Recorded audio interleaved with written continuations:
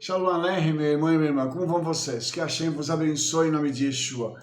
Hoje nós vamos falar sobre a Parashá Shoftim, Juízes, que vai de Deuteronômio 16, 18 até o 21, 9.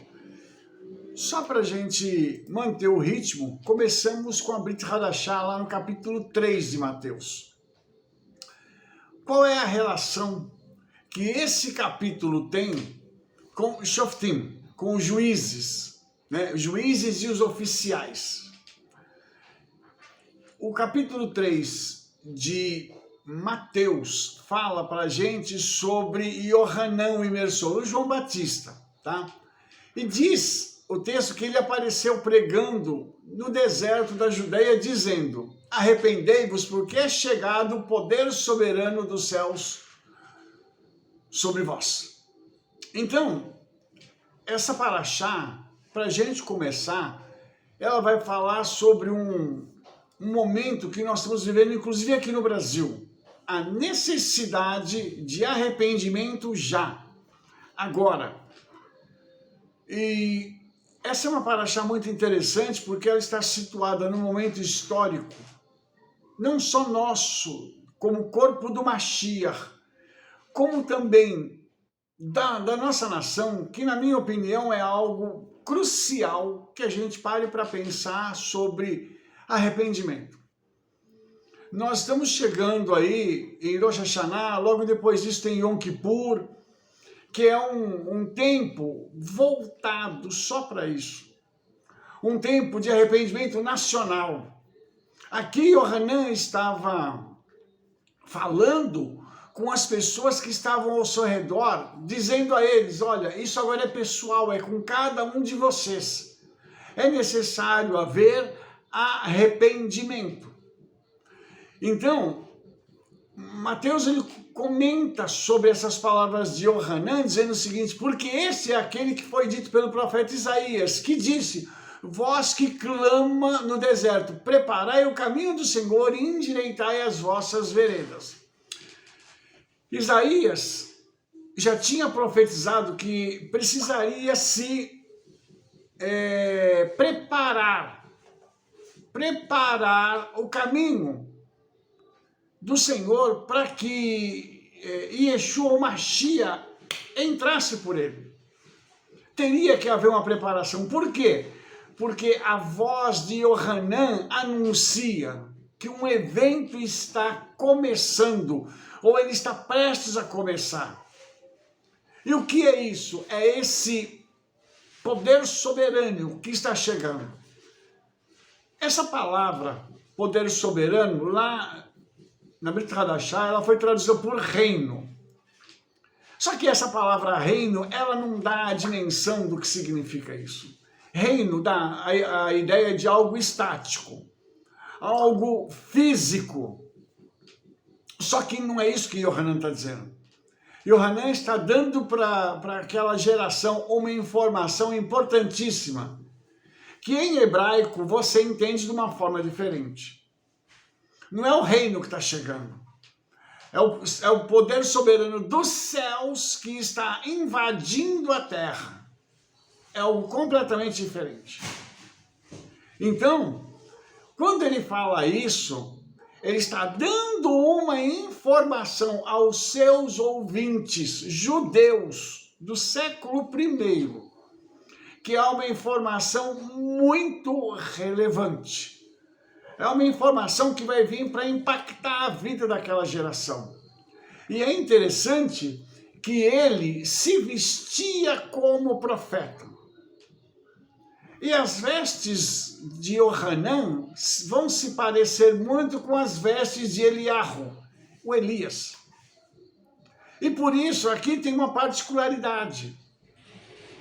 Porque esse homem, ele vai fazer um anúncio que estava sendo colocado profeticamente como um anúncio que Eliarro iria fazer sobre a vinda do Mashiach.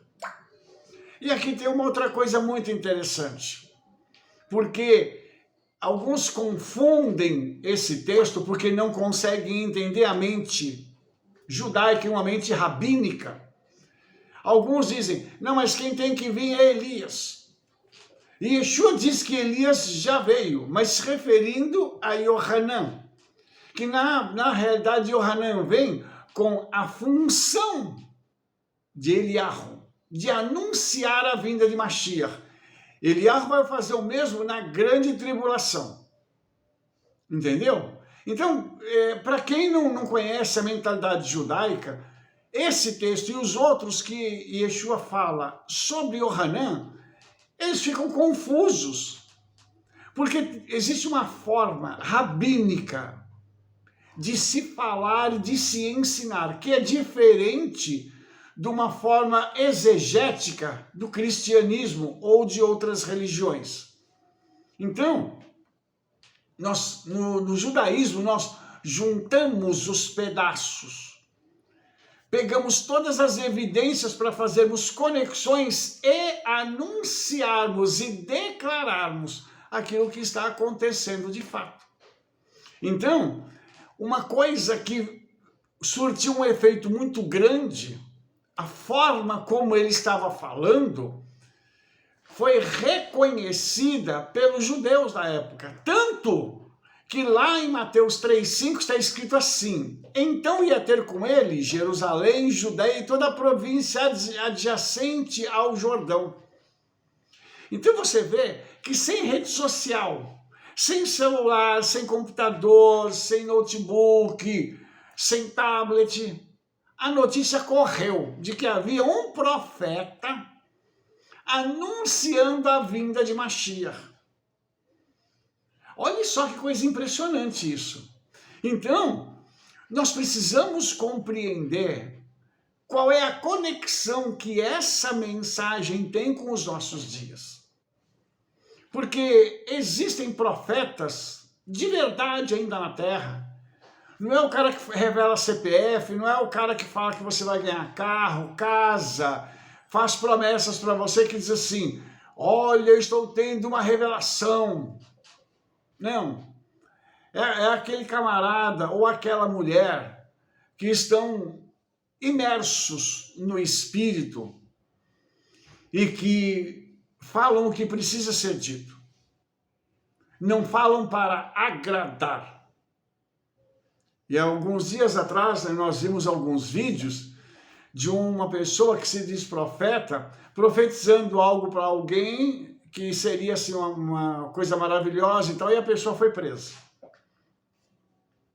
Então, a gente começa a ver que a profecia é outra coisa.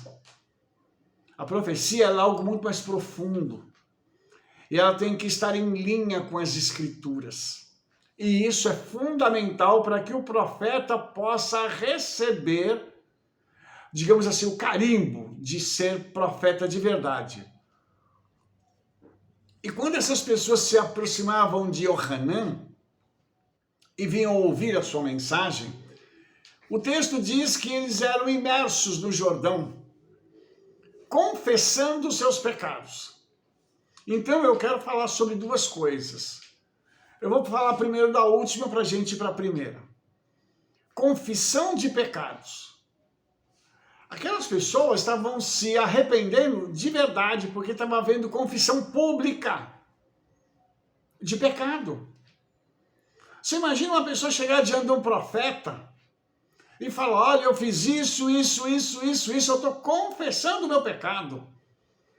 E ela então seria apta a participar de uma imersão para dizer que ela estava sendo agora transformada, é como se Yeshua fala isso, nascesse de novo e ela estivesse agora entrando numa dimensão de vida completamente diferente, porque ela estava ouvindo acerca do Mashiach, acerca desse poder soberano que está invadindo a terra, isso no século I, e queria transformar a vida deles. E aí eles eram imersos. E a palavra imersão, ela fala por si só. A pessoa ela tem que ficar debaixo d'água. Imersão é isso. Então, dentro da tradição judaica, a pessoa tem que, inclusive, estar com um palmo de água sobre si para que a imersão seja válida. Então, veja bem, quando foi feita a tradução da Brit Hadashah, a palavra que eles colocaram aqui é a palavra batismo. Só que essa palavra não foi traduzida do grego. Ela está no texto em português, transliterada do grego, porque a palavra batismo significa imersão. Ó, que maravilha! Agora vem aquela pergunta: por que na hora de traduzir essa palavra, os tradutores mantiveram ela e foram pelo som dela, baptismos, e não traduziram para imersão? Qual foi a intenção dos tradutores ao fazer isso? E manter essa palavra aqui, porque hoje batismo não é só por imersão. Tem aquele com pinguinho, sabe? É feito de várias formas. E ele pode ser feito até em piscina. Pode ser feito em qualquer lugar. No hospital, a pessoa pega, joga uns pinguinhos lá e diz: você foi imerso. Você foi batizado, né? Usando a linguagem que o pessoal usa. Completamente errado. Completamente diferente da Bíblia. Porque a Bíblia ensina que a imersão tem que ser feita em água corrente. A imersão tem que ser feita da forma correta. E a imersão tem que vir acompanhada de confissão de pecado, de uma mudança estrutural de vida que vai do interior para o exterior. Se não acontecer isso, não teve imersão. Você entende? E isso é muito importante, porque isso aqui precede aquilo que vai acontecer com Yeshua. Porque nós vamos ver que existem duas imersões aqui que nós vamos falar daqui a pouco. Mas é importante a gente ver que a mensagem de Yohanan, ela era tão poderosa, tão transformadora, que está escrito no verso 7, do capítulo 3 de Mateus. E vendo ele, muitos dos fariseus e dos saduceus vinham à sua imersão, dizia-lhes: raça de víboras, quem vos ensinou a fugir da ira futura?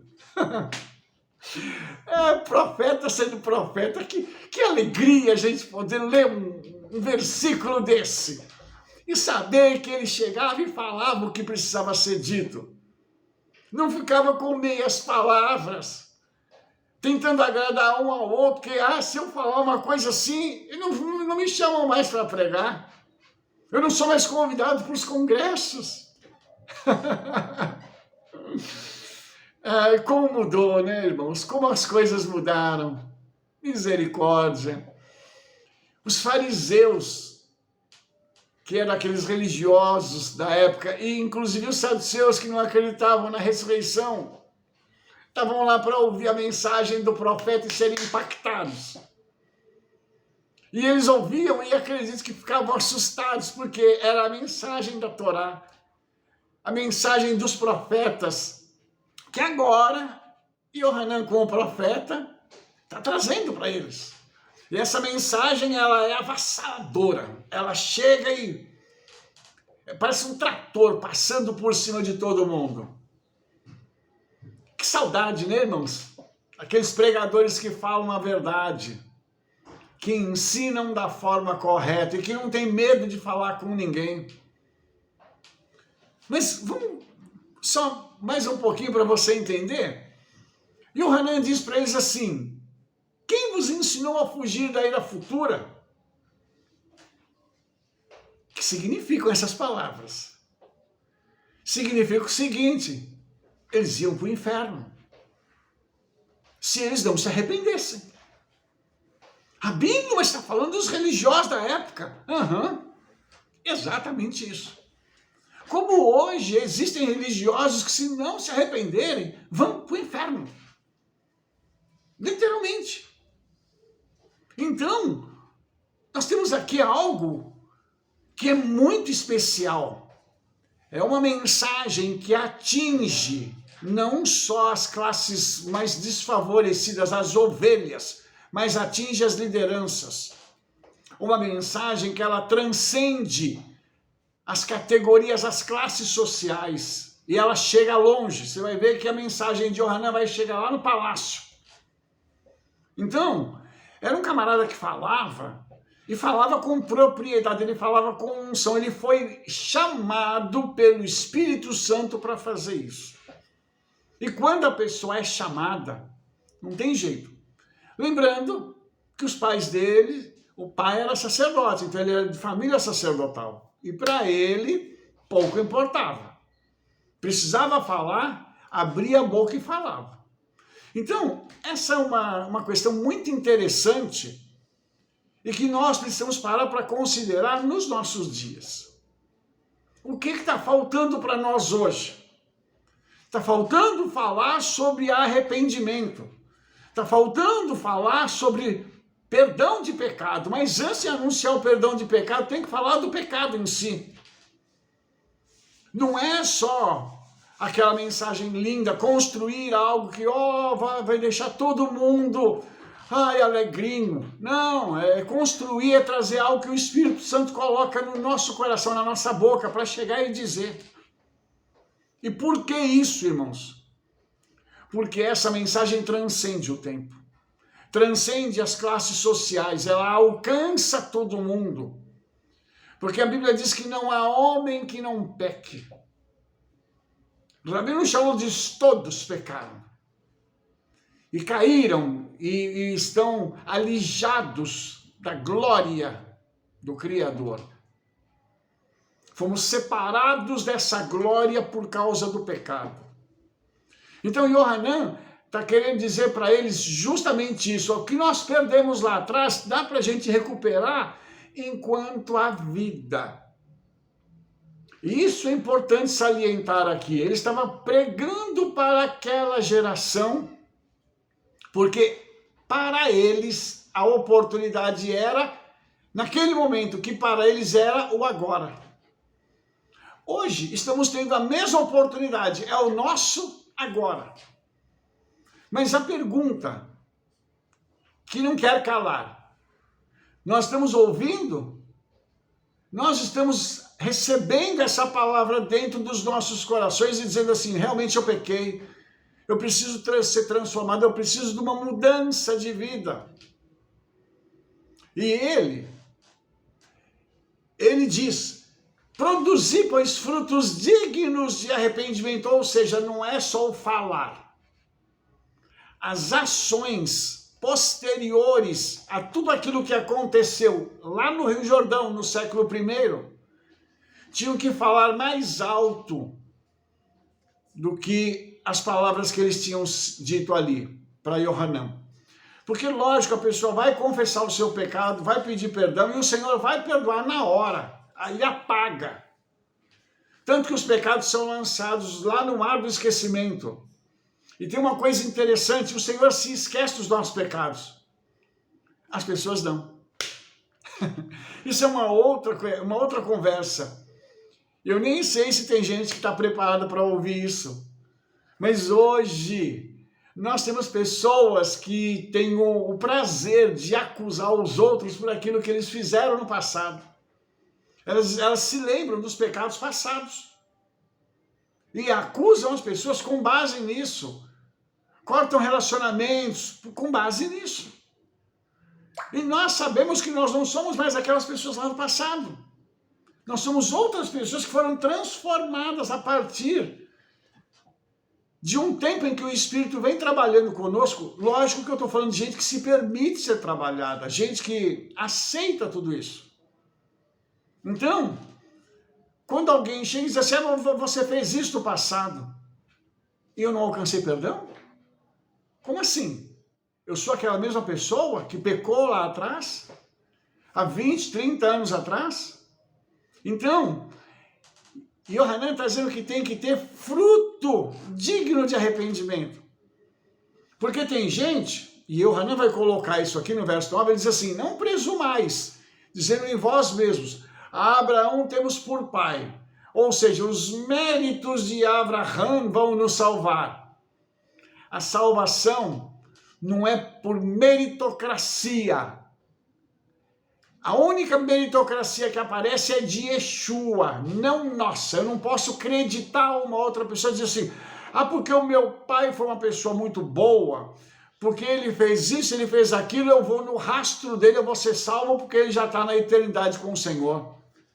Não, Nanina, não. Não funciona desse jeito, não. Ok? Então nós precisamos de arrependimento pessoal, precisa mudar de vida pessoal. Cada um precisa fazer isso, se não fizer não adianta. Porque eles invocavam os méritos de Abraão. Ah, mas Abraão, Avino, Abraão nosso pai, fez isso, fez aquilo. Mas Yohanan está dizendo o seguinte, não.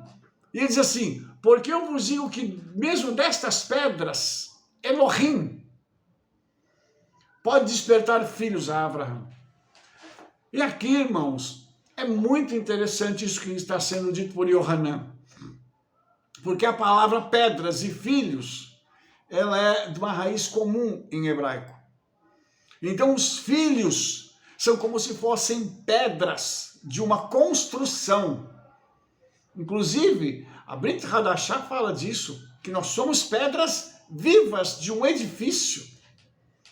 E aqui, o que Yohanan está dizendo para eles, e ele está falando em hebraico, obviamente, e eles estão ouvindo em hebraico e entendendo, porque são pessoas que conhecem a tradição judaica.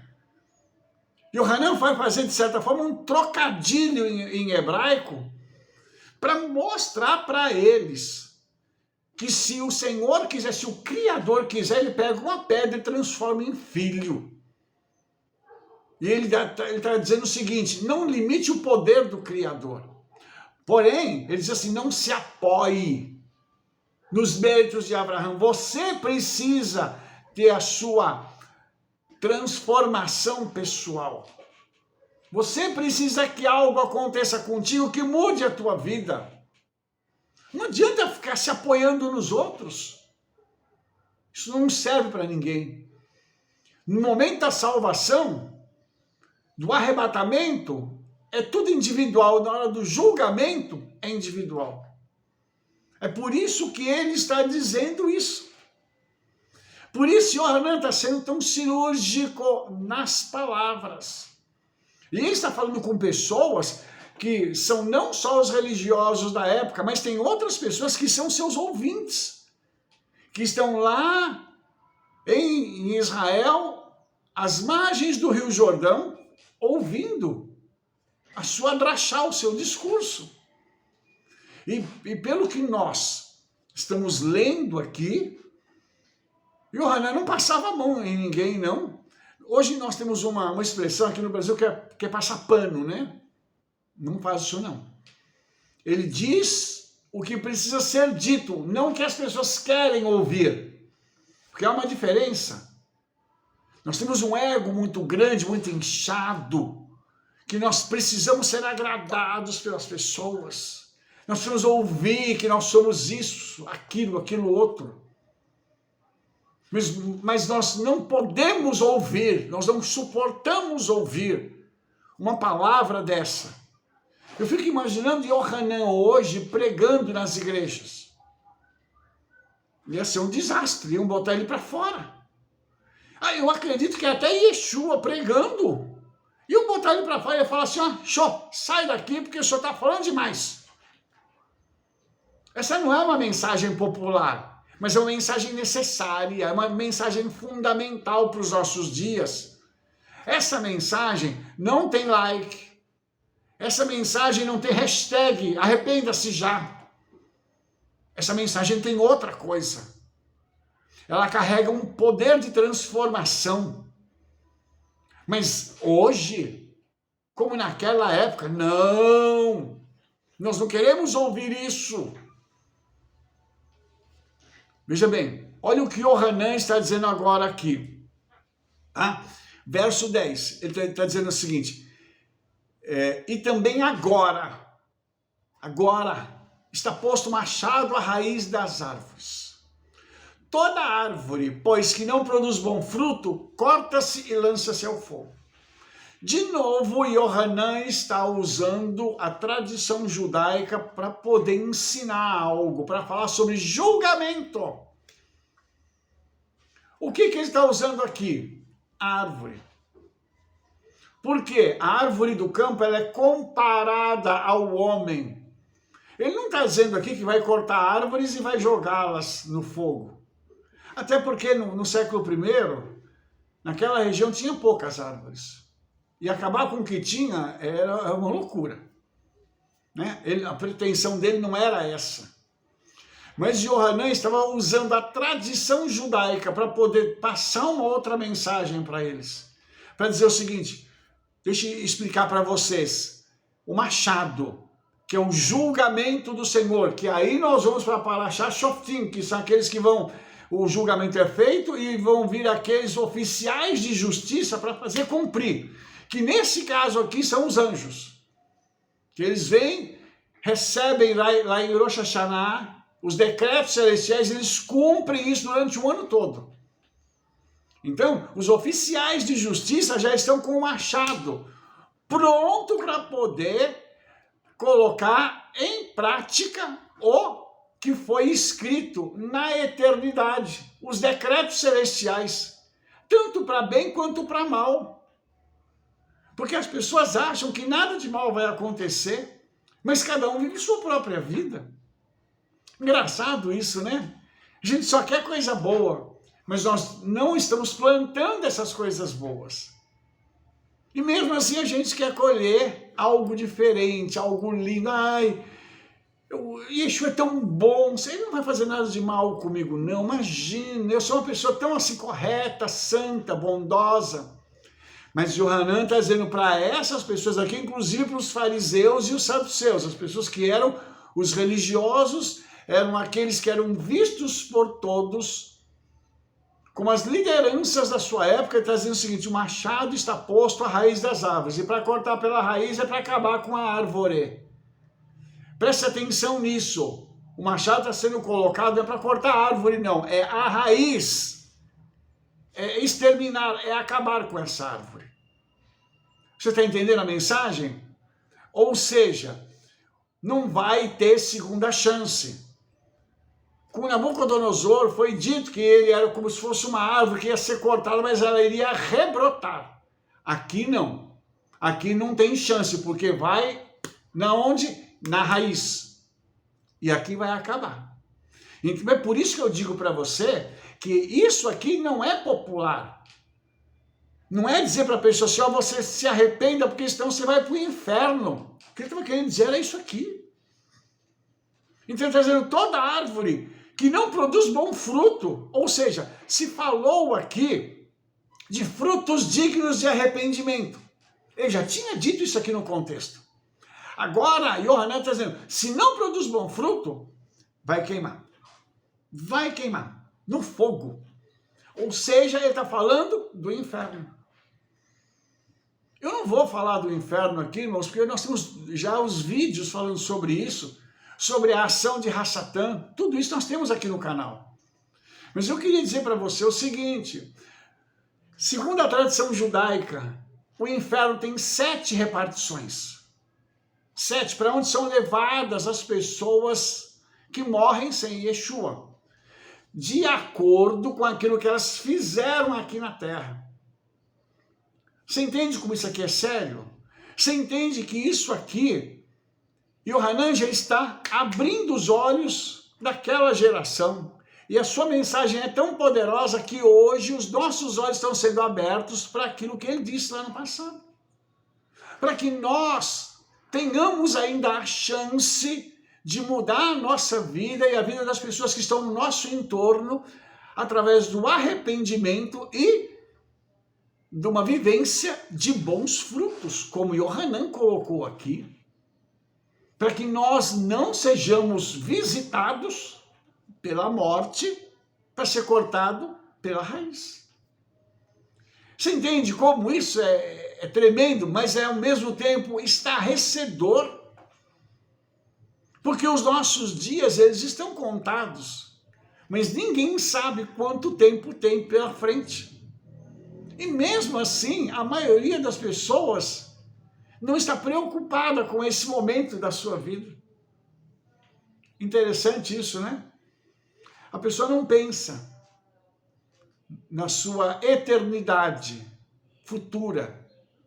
ela não pensa no que vai acontecer com ela amanhã. Ela pensa no agora. Eu quero prazer, eu quero fazer aquilo que eu acho que é correto. E a pessoa vai. Ela vai desenvolvendo isso. E uma coisa muito, muito séria é que o Hanan está anunciando isso. E ele diz o seguinte, no verso 11, bem, vos batizo com, para você entender, vos batizo com água, eu faço imersão na água para o arrependimento.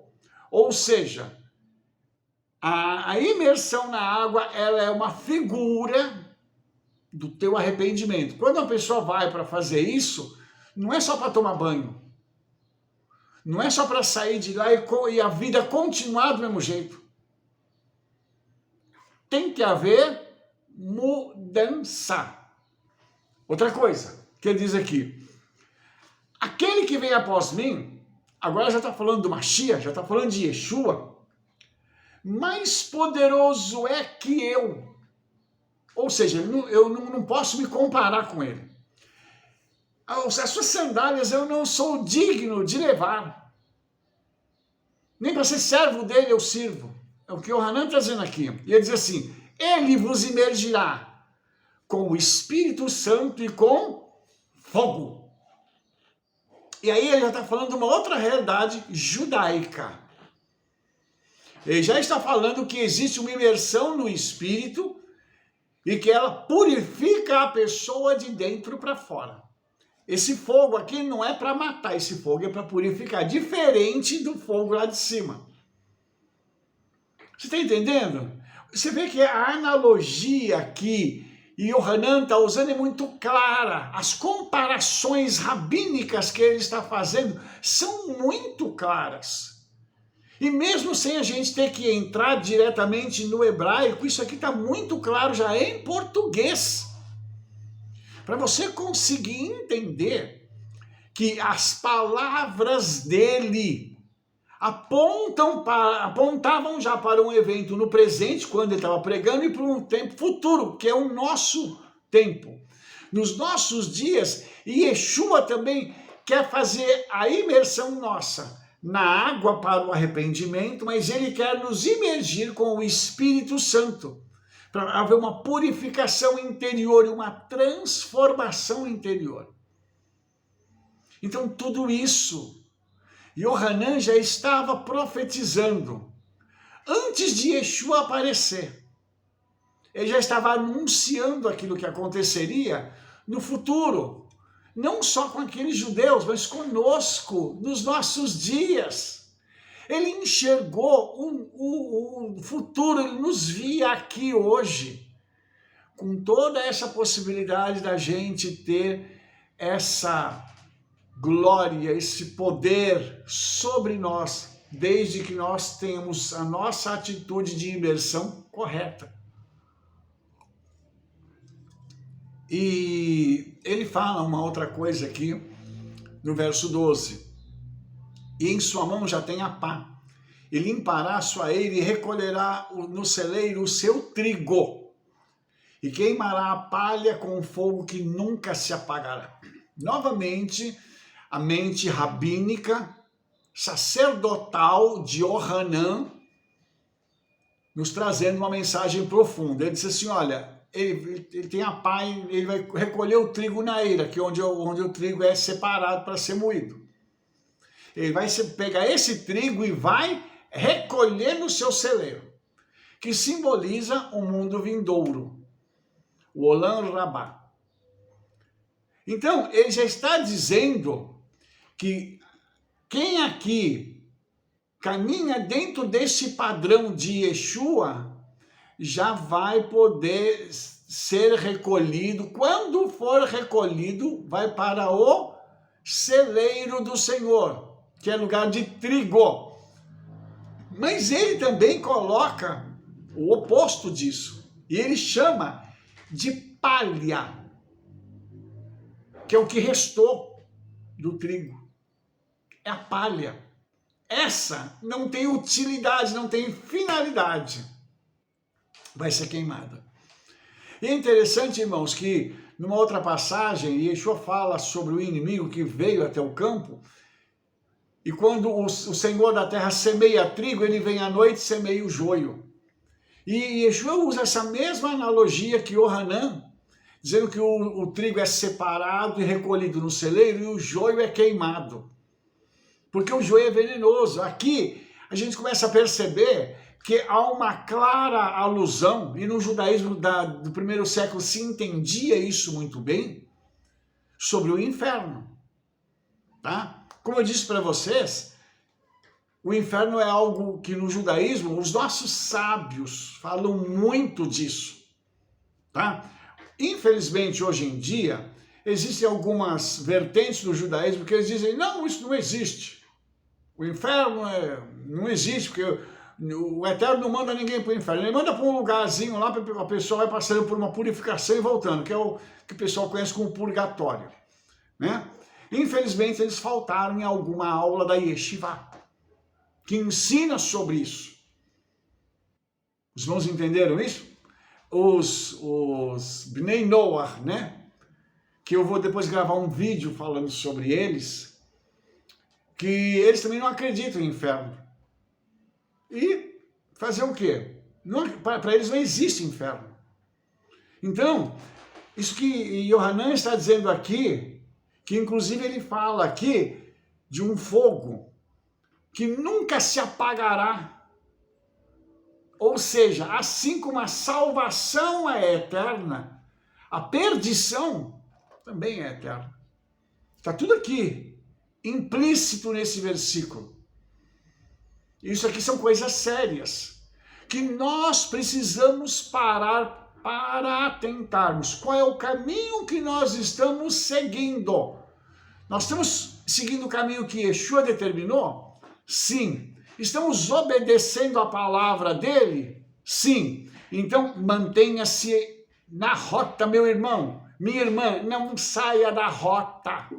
Fique nesse caminho até o fim. Porque quem perseverar até o fim será salvo. É o que está escrito. Então, Yohanan está sendo claro nestas palavras. Ok? Vamos dar uma caminhada para a gente poder entender um pouco mais? Agora vem a segunda imersão. Diz assim, verso 13. Então veio Yeshua da Galileia ter com Yohanan junto no Jordão, para ser imerso por ele. Ok? Mas João muito resistia, dizendo, eis que eu careço de ser imerso por ti, e tu vens a mim? Porém, Yeshua dizendo, deixa por agora, porque assim nos convém cumprir toda a justiça. Então ele deixou. É o que está escrito aqui. Agora veja bem o seguinte, Yeshua tinha pecado para ter que se arrepender? A resposta é não.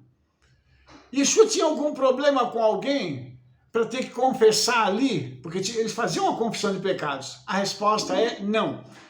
Por que Yeshua veio pedir para Yohanan fazer a imersão nele? Qual é o sentido disso aqui?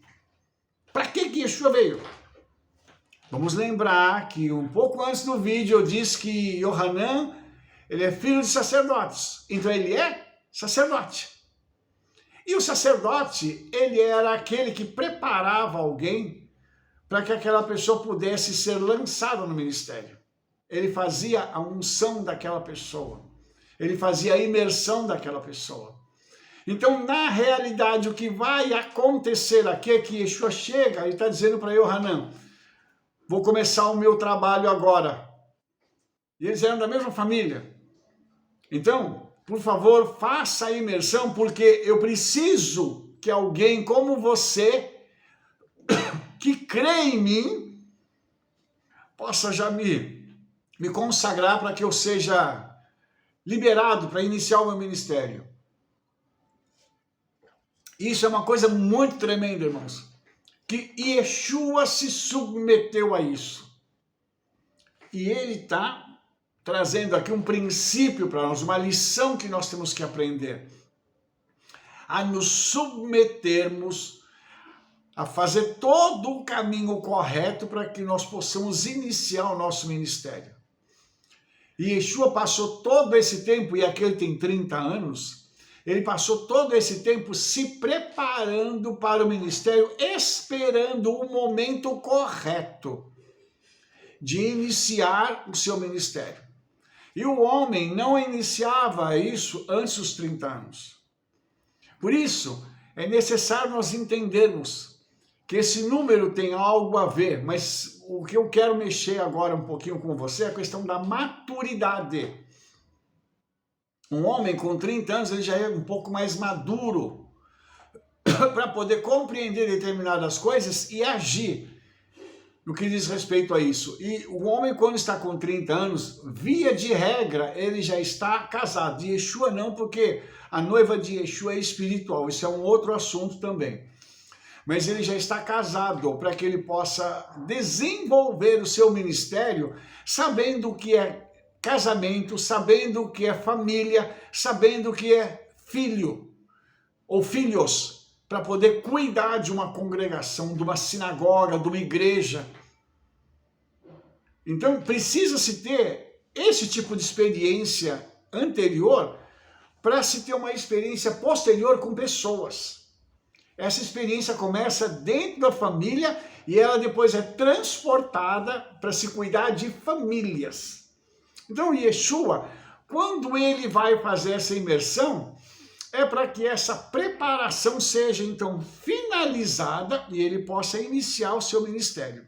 E quando a imersão de Yeshua acontece, um evento público ocorre ali.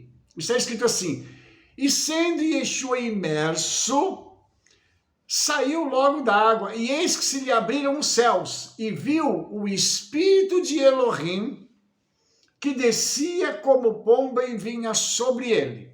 Então, a primeira coisa que aconteceu aqui, houve uma manifestação visível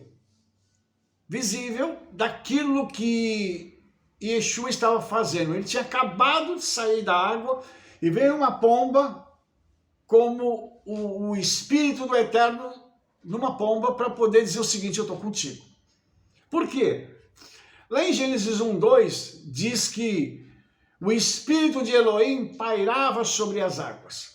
E nós sabemos que esse é o Espírito de Yeshua, que é o Espírito Santo que acompanhou Yeshua na criação e que agora está acompanhando ele passo a passo em tudo aquilo que ele vai fazer. Então veja bem, essa parceria não acabou.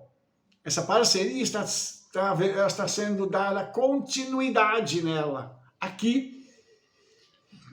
E mais uma vez é importante lembrar que na tradição rabínica o Espírito Santo ele é conhecido por ser o parceiro do Mashiach. Isso é muito importante aqui, irmãos. Tá? E agora nós vamos ter um terceiro momento, que o primeiro foi com Yeshua, o segundo é o Espírito Santo, agora tem um terceiro momento, que diz assim, verso 17: e eis uma voz dos céus que dizia: este é meu filho amado em quem eu tenho prazer. Então aqui, irmãos, serve para poder ilustrar o pai falando sobre o filho. Tá? Duas coisas precisam ser ditas aqui. Primeiro, que esse conceito do pai, ele precisa ser repensado. Quando na nossa Bíblia aparece a palavra Deus, em 95% das vezes não se refere ao pai, mas se refere ao próprio Yeshua. A tradução da nossa Bíblia, infelizmente, acabou fazendo com que haja uma bagunça nessa terminologia. Então Deus é usado para tudo, só que não. O Pai, ele é conhecido como En Sof, o infinito. E quando essa palavra Elohim é usada para ele, ela é usada no sentido dele ser o forte, o poderoso, o glorioso. Então aqui, o Pai anuncia publicamente, eu preciso frisar isso, que isso aqui é um evento público. Ao contrário das demais religiões, o judaísmo e o judaísmo messiânico tratam com testemunhas E Yeshua agora está sendo seu ministério confirmado pelo Pai. O Espírito já veio para fazer isso, para estar com ele. Vem agora o Pai, que fala que ele é o Filho amado. Ele não é um filho, ele é o Filho. Então, isso aqui é muito importante salientar, que o Senhor, o Ensof, o infinito, está dizendo o seguinte: ele é o meu filho, é o meu filho amado. Isso aqui é muito importante salientar, irmãos. Por quê? Porque o que se tem dito hoje é da tal da trindade, dos três deuses. Aqui não tem três deuses. E Yeshua está com corpo de carne. Ok? O infinito, o Ensof, não pode ter corpo de carne. O Criador, que é Yeshua, sim, mas o infinito, o Pai, que deu origem a tudo, não. Que ele é conhecido hoje como Deus. Não pode ter corpo de carne. O Espírito está aqui para poder dar apoio a Yeshua em todo o seu ministério. Quando Yeshua, depois terminar o ministério dele e for assunto aos céus, o Espírito fica, ele está aqui conosco para continuar, levar adiante aquilo que Yeshua começou. Ele é o parceiro inseparável do Mashiach. Então isso aqui é muito interessante. Aqui não tem três deuses. Tem três pessoas que estão atuando. É diferente. Mas não tem três deuses. E Yeshua não é Deus, ele é o Criador. É diferente. Esse conceito precisa ser refeito na nossa mente, para a gente não sair por aí depois falando bobagem. Não tem trindade. Ok? O inventor desse conceito acabou cometendo esse erro gravíssimo, também por conta da tradução da nossa Bíblia, que a tradução está uma beleza, né? E por conta da tradução, se está fazendo tudo isso aqui, que eu já estou mostrando só uns flashes para você. Mas olha só, ele diz que ele se agrada de Yeshua, que ele tem prazer em Yeshua. Ora, que tipo de prazer um ser espiritual vai ter no outro? É só um: obediência. Só isso. Então hoje, quando nós temos assim, o Senhor tem prazer na minha vida, o que ele quer dizer com isso? Ele quer dizer que essa pessoa é obediente e que o Senhor se agrada disso. Ele tem prazer em saber que o filho ou a filha estão fazendo tudo certinho. Aqui o pai, antes de Yeshua começar, já está dizendo que ele tem prazer no seu filho. Por quê? Porque ele sabia que Yeshua não ia declinar nem um milímetro da obediência. Ele ia dizer tudo que era necessário, ia fazer tudo que era necessário, sempre ouvindo do Pai e realizando as coisas aqui na terra. A metodologia não mudou. O Espírito Santo continua aqui falando as coisas que ele ouve de Yeshua para poder trazer para cada um de nós. Qual que é a diferença? É que às vezes a gente não obedece. Às vezes nós ouvimos o Espírito Santo falar e dizemos assim: não, Espírito Santo, mas isso eu não posso falar. Como que eu vou falar uma coisa dessa? Imagina, Espírito Santo. Não posso? Não. O que eles vão dizer se não der certo? Para onde vai a minha reputação? Eu não sei se morto tem reputação, né? Porque geralmente morto falam o que querem dele. E nós estamos mortos para esse mundo. Rabino Shaul afirma isso, para estarmos vivos na eternidade. Então significa que nós morremos para esse mundo e para os pecados que esse mundo tem.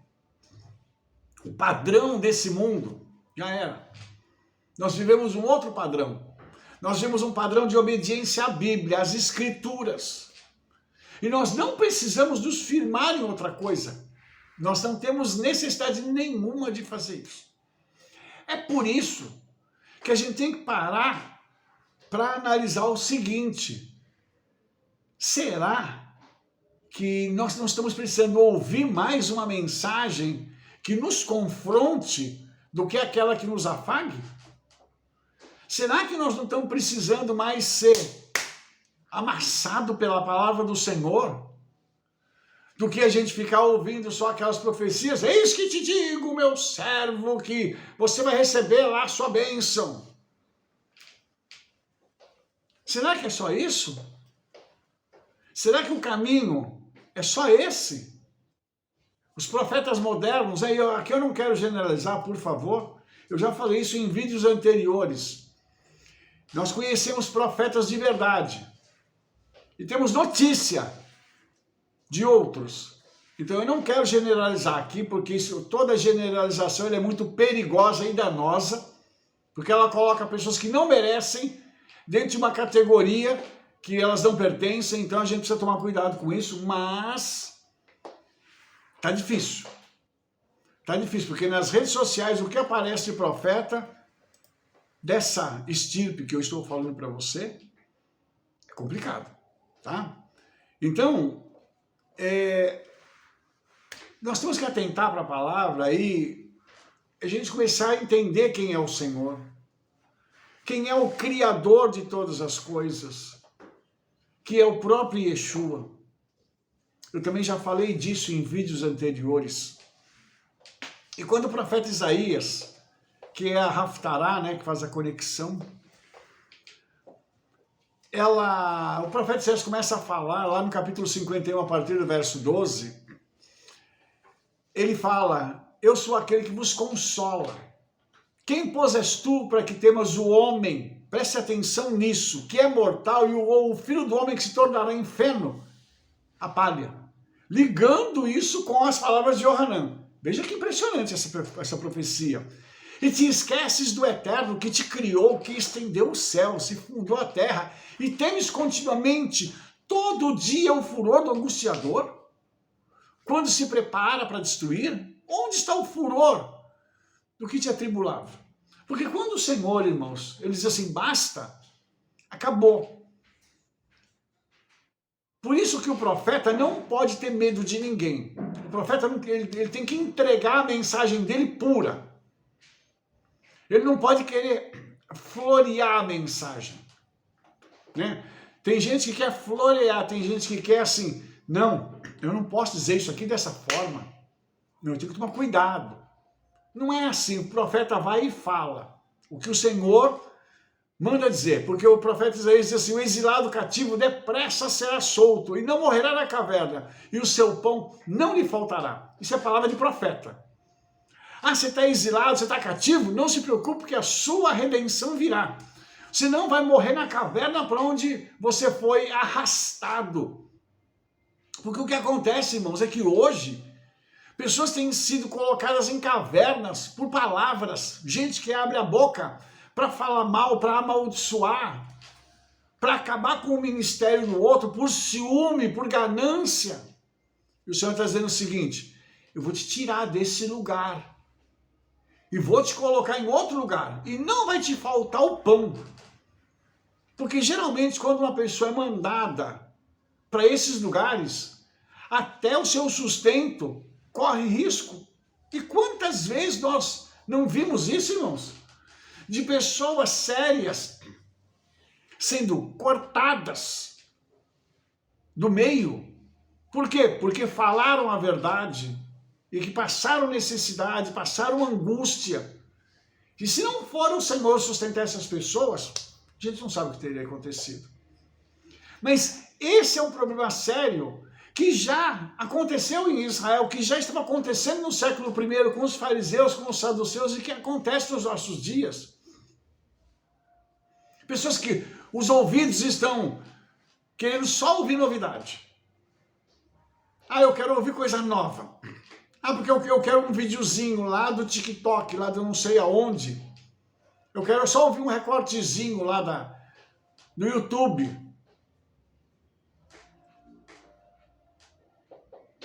E nós estamos precisando de uma palavra consistente para nos confrontar. O profeta Isaías diz: porque eu sou o eterno teu Criador, que fende o mar. Lembra de Israel passando a pés secos, e bramem as suas ondas. O Senhor dos Exércitos, Adonai Tsebaot, é o seu nome, ou seja, Ele é que está pronto para lutar as nossas batalhas. Ele é que entra à nossa frente. Como é que faz para lutar com um demônio? Como é que faz para lutar com um principado, com a potestade? Será que alguém de nós, algum ser humano consegue? Irmãos, é impossível isso. Por isso o Senhor diz assim: eu sou o Senhor dos Exércitos, eu sou Adonai Tsebaot. Eu vou à frente de vocês, eu vou mandar os meus anjos para lutarem por vocês. E não é com, é por. Porque a nossa luta é aqui orando. E o profeta Isaías diz assim: e põe as minhas palavras na tua boca e te cubro com a sombra da minha mão. Ou seja, o nosso papel é falar, é profetizar. E nós vamos estar cobertos pelo Senhor. Não cobertos por um homem, mas pelo Senhor. E ele diz assim: para plantar os céus, para fundar a terra e para dizer a Sião: tu és meu povo. Essa é a nossa profecia. É para mexer com os céus, para mexer com a terra e para profetizar sobre Israel aquilo que o Senhor tem para dizer acerca dos nossos irmãos, do seu presente e do seu futuro. Esse é o papel nosso hoje como profetas. O Senhor diz assim: eu ponho as minhas palavras na tua boca, como ele diz para Jeremias. Então nós chegamos num momento, irmãos, que nós precisamos ser a boca do Senhor. Não a boca de outros. Não falar o que os homens querem ouvir, mas a boca do Senhor. E já tem algum tempo, né, que a gente não ouve o profeta se levantar e dizer: assim diz o Eterno. Oh, aleluia! E nós estamos precisando disso. Menos reteté, menos barulho, menos empolgação e mais palavra. E mais coisas consistentes para dizer que o Senhor vai fazer o que Ele precisa fazer e nós profetizarmos o bem para o nosso povo. Mas antes disso, lembrar dos seus pecados. Falando para Sião: tu és o meu povo. Hoje o Senhor quer dizer para você que é a igreja, para você que é judeu messiânico, você e eu somos o povo do Senhor. Mas para isso a gente tem que se ajustar, a gente tem que se colocar dentro do padrão das Escrituras. É obedecer Torá, é obedecer Brit Hadashah e, além disso, agir como boca do Senhor nesta geração. Yohanan, o imersor, o João Batista, fez a parte dele até onde lhe coube. Aí alguém pode dizer assim: mas Rabino, mataram João? Eu digo: sim. E? Mas Rabino, eles vão matar a gente? Se for necessário, sim. Quantos irmãos nossos estão morrendo ao redor do mundo? Hã? Quantos? E você acha que a morte deles não é digna? Pelo contrário, quanto mais matar os crentes, mais o Espírito Santo vai derramar avivamento, mais vai derramar poder, vai derramar autoridade. O que você está querendo dizer com isso, Rabino? Não sei. Será que a gente não está precisando ter alguns mártires aqui no Brasil? Será que a gente não precisa disso? Por quê? Para que o Senhor possa derramar um avivamento sobre a nação, porque o sangue do justo clama. O sangue desses irmãos está clamando lá na África, na Ásia e em outros lugares da Europa, na América. O sangue deles está clamando e nós precisamos fazer parte disso. Nós precisamos ser parte integrante desse exército do Senhor. É por isso que essa paraxá é tão importante, para que nós possamos abrir os nossos olhos e os nossos ouvidos, não só os físicos, como os espirituais, para a gente falar assim: eu quero ser essa boca. Eu quero ser Yohanan, o imersor. Quando nós fomos começar o nosso ministério, eu vou terminar aqui, nós recebemos a palavra de uma profetisa, uma mulher de Deus, que disse: vocês são João Batista, vocês vão preparar o caminho do Senhor como judeus messiânicos no Brasil. E há 35 anos a gente está fazendo isso, sem medo, sem recuar. apesar de tudo aquilo que nós vivemos e ainda estamos vivendo, nós não vamos recuar.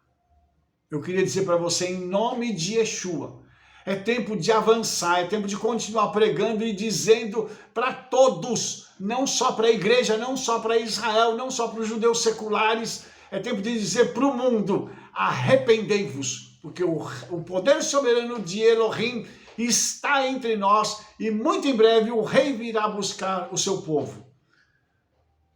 Prepare-se, porque em breve ele virá. Aleluia. Amém, querido? Que o Eterno te abençoe em nome de Yeshua. E se você gostou desse vídeo, dê um like, favorite e clique no sininho para receber todas as nossas recomendações. Espalhe para todo mundo o trabalho que nós estamos fazendo. Nos vemos no nosso próximo vídeo. Shalom, shalom, shavuot tov, toda rabá.